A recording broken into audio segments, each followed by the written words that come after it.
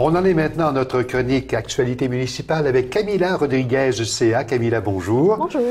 On parle aujourd'hui d'abord de Projet Montréal, qui va encadrer Uber, la compagnie de covoiturage qui est récemment arrivée à Montréal. Oui, effectivement, en fait, l'opposition officielle souhaite réglementer Uber, donc la compagnie de covoiturage commercial, plutôt que de laisser la compagnie être illégale comme elle est en ce moment. Projet Montréal considère que c'est vraiment une compagnie qui est déjà établie puis qui est trop tard pour retourner en arrière et la retirer. Donc, selon eux, il vaudrait mieux la réglementer. OK. Si on prenait tout ça à la base, expliquez-nous, là, qu'est-ce que c'est Uber, là, précisément?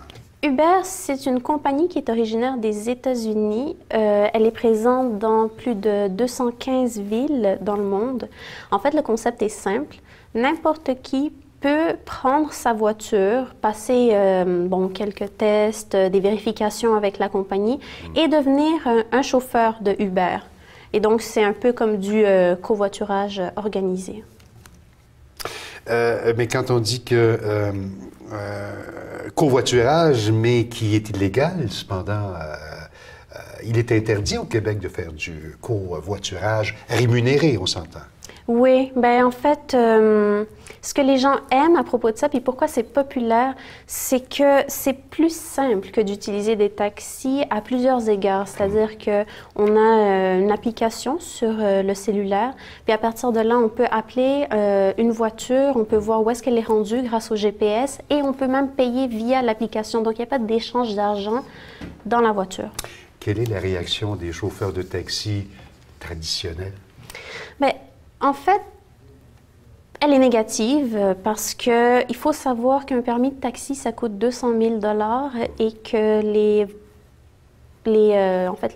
chauffeurs de Uber n'en payent pas. N'ont pas déboursé ce montant. Non. Donc, c'est de la compétition un peu qui est illégitime, on pourrait dire. Il n'y a pas d'études qui sont sorties sur le sujet, mais admettons, dans une des régions de Montréal où est-ce que Uber est le plus utilisé, c'est-à-dire le centre de la ville, un chauffeur de taxi peut perdre jusqu'à 50 $ par jour à cause de la compétition de Uber. D'accord. Dans un autre ordre d'idées, Camila, est-ce qu'on pourrait revivre un printemps érable comme celui de 2012, disons un printemps 2.0? C'est l'impression qu'on en a. Dans le réseau de l'éducation, il y a de nombreuses associations étudiantes, que ce soit au cégep ou dans les universités, qui, en ce moment, sont à l'étape de vote de grève, donc font des assemblées générales. Il y a énormément d'étudiants qui vont devoir se prononcer à ce sujet au cours des 2-3 prochaines semaines. Collégial, universitaire, secondaire? Les deux, oui. Collégial, universitaire. Okay. D'accord. Puis, on parle d'environ 46 000 étudiants qui vont assister à des votes de grève, donc qui vont voter, qui vont se prononcer et qui possiblement pourraient être en grève. Donc, il y a déjà eu des votes ailleurs. Il faut dire que dans certaines associations, la grève n'a pas passé. On parle pour le moment d'une grève de 2 semaines, donc ça serait du 23 mars au 3 avril. La raison, peut-être que je suis dans le faux, mais si on craint l'austérité, comme beaucoup d'organismes, c'est un peu la bataille de ce printemps là, pour les organismes, également les étudiants. Principalement au sujet de l'austérité, oui. Donc, le projet, c'est d'aller dans une grève générale, donc dans une optique de solidarité, disons, intersectorielle, où est-ce qu'il pourrait avoir... donc, ça ne serait pas seulement pour les étudiants. Il y a, par exemple, les syndicats, il y a le CSSS de Laval et l'hôpital Sainte-Justine, qui, eux, prévoient, donc, peut-être aller en grève s'ils sont touchés par les mesures d'austérité. Il nous reste encore quelques minutes et je voudrais aborder un sujet concernant, vous savez, le fameux projet de centre commercial entre la 15 et la 40, là, ça a reçu un appui de la part du directeur de la Chambre de commerce du Montréal métropolitain. Oui. En fait, qu'est-ce qu'il dit, c'est qu'il faut vraiment étudier la proposition, puis qu'il ne faut pas se fermer les yeux, parce que ça reste un investissement de 2 milliards $ à Montréal. Donc, selon lui, ça ne peut qu'être bénéfique à la ville.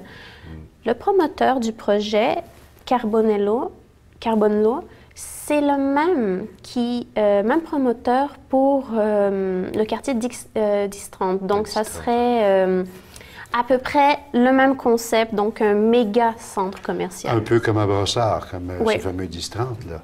OK, mais la réflexion qu'on peut avoir, c'est en a-t-on vraiment besoin? En a-t-on déjà suffisamment? On est dans une période où il y a énormément de magasins qui ferment. Il y a des magasins de détail, par exemple. Effectivement, il y a Target, il y a Mex, il y a Jacob.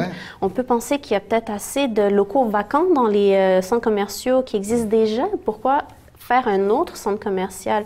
Bon, je pense que c'est un peu l'idée qu'a Projet Montréal en se levant contre cette initiative-là. Mais le nouveau centre commercial 1540 serait sur le terrain de Mont-Royal. Et le maire de Mont-Royal... De la ville de Mont-Royal. Exactement. D'accord. Et le maire de Mont-Royal, lui, est tout à fait pour et persiste et signe, ça devrait se faire. C'est déjà tout le temps qu'on a cette semaine. Merci beaucoup à Camila Rodriguez, ECA. Merci.